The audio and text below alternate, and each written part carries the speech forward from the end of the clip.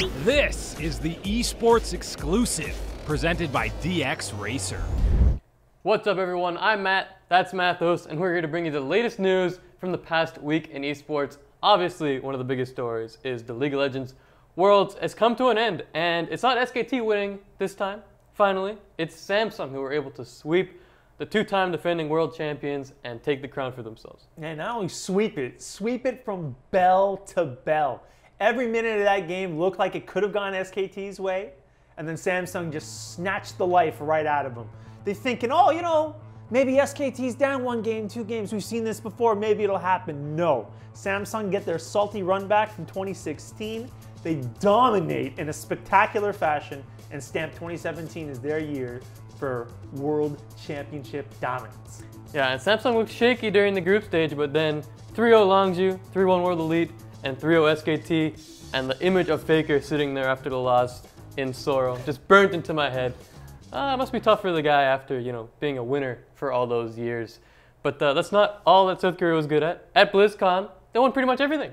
No joke, everything is an They even won the Hearthstone Invitational, which was like a gag match that shouldn't have even been considered serious. They sweep through Heroes of the Storm, dropping 1 game to Virtus Pro in the finals throughout the whole tournament. No problems. 6 out of 8 players in the top 8 for StarCraft 2 were Korean. Unfortunately for Sue, his 11th second place. Just because you're Korean doesn't mean you can't lose to other Koreans. Rogue beats him soundly. The real story, however, is Overwatch. Now, unlike last year, where the narrative was Korea dominates across the board, in this case, Korea does win again. However, the games very much closer than they ever were last year. Their maps were 2-3s, maps were 3-4s. There were some draw games or they just couldn't clutch it out. Teams like France, Canada, heck, even the US took a game off South Korea. Everybody's looking really tight for this Overwatch League, but yet Overwatch stays in South Korea's hands. Seems like the only kryptonite that Korea has is more Koreans. Yeah. So it might be time to get on that train a little bit. But just like Christmas morning, we've been waiting for this for forever. Overwatch League has some new information out about how it's actually going to operate, and we saw some good signs at that World Cup with Spectator looking pretty solid and stuff like that. So all of a sudden, we were negative about it before, but now there's some positive light on this Overwatch League. I am flabbergasted that they managed to get their life together. Their Spectator mode is night and day from the complete mess that it was before this revamp.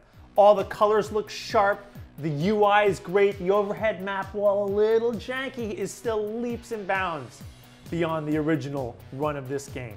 However, Overwatch League does have information, so let's get into it. First and foremost, from January to July, it's a 40-game season.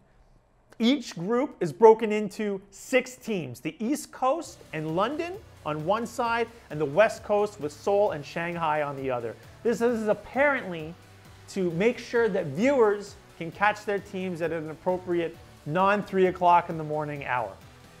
Each group plays 20 games within their group and 20 games outside their group. We're rolling through 4 stages of mini tournaments into a playoffs and then a championship. It's a lot. But what we don't know anything about, my favorite word, Combine. I'm almost certain at this point that they won't run the Combine. They're going to pretend they never talked about the Combine. And anytime anybody brings it up, what Combine? I don't know what you're happening. All of these rosters are filled with a minimum of 10 players. Why do we need to recruit anybody else to the cause? I don't know. However, if you were excited for teams you have absolutely no emotional connection to, you can buy their merchandise starting December 6th. You better be careful using that word Combine before you get the old hush-hush from Blizzard and they shut your mouth for keep bringing up that term. Sweep you under the rug. Exactly. But Smash Summit, the tournament where all these Smash players go into a house and just have a little weekend of playing Smash, doubles, singles tournament. And there's a pretty big prize pool as well. I believe the winner took home a nice 30 grand for themselves, which is one of the bigger prize tournaments for Smash Summit. But of course, whenever there's Leffen at a tournament, there's always a little bit of drama. Yeah, Leffen, in his standard petulant child behavior, found he didn't like something and decided to get on Twitter and have a little tirade about it. The way Summit organized their brackets was a group stage where 3 players qualified from each group to be seeded into a double elimination bracket, where 2 players out of those 3 were placed into winners. This meant, according to Leffen, that you would be incentivized to throw matches to have an easier bracket. Now, in an invitational where you have nothing but killers and fan favorites being invited in, I don't necessarily think that there is something called an easy bracket.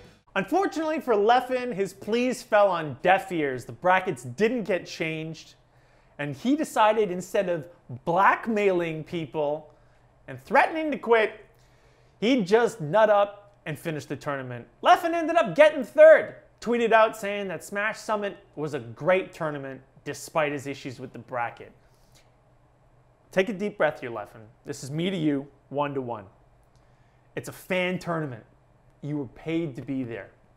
Have some fun, take a deep breath, and in this case, despite having a valid point, maybe you should go about it a different way. You might have actually made some change, instead of getting a lot of people, like complete strangers such as myself, making fun of you.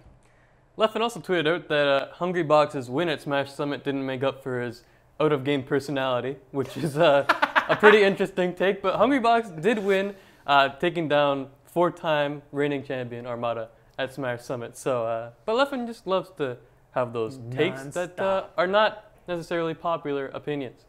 Going to CounterStrike, the Immortals have an interesting situation of their own going on, where they've benched a few players, and now they have a pricey buyout on those guys' heads. Yeah, if you're interested in spending $500,000 on nitroglycerin and then jumping around in a bouncy castle, then boy, do I have the players for you.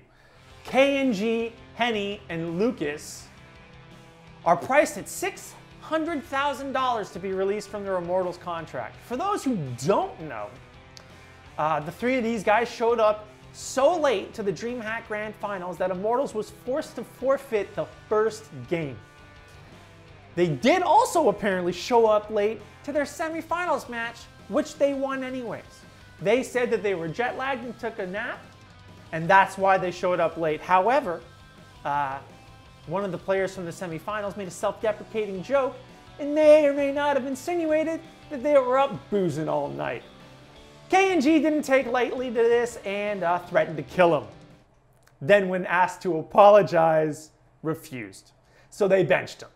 And then Henny and Lucas, best boys, figured, you know, just because he's benched doesn't mean he shouldn't be able to play, and convinced him to play in some online matches which were prohibited. As a result, they were also banned up. There isn't a single team in CounterStrike right now that's willing to pick these guys up.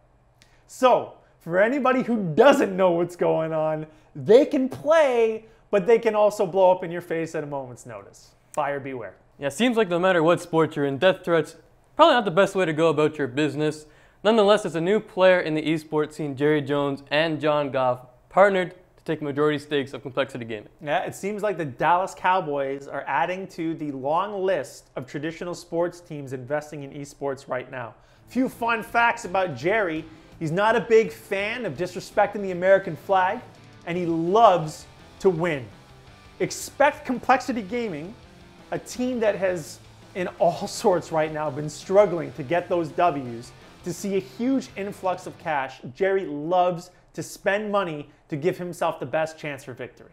He definitely does. Jerry Jones, big fan of money. Big fan of winning, too. Myself and Mathos. Dota 2. Bit of a debacle going on, and nothing better than when someone throws around the words collusion and pyramid scheme to really get your ears perked up. Oh, it's delicious. The problems keep on coming for esports event runner Fallout Gaming. The Malaysian event team apparently didn't pay their English-speaking broadcasting team for their Dota 2 tournament in June. Didn't secure a license to even be at the venue for their tournament in October, and caused them to not only cancel the grand finals, but reschedule and relocate the entire event. And now, allegations have surfaced on Reddit that Xeno, their parent company, is involved in not only a pyramid scheme, but a little bit of collusion.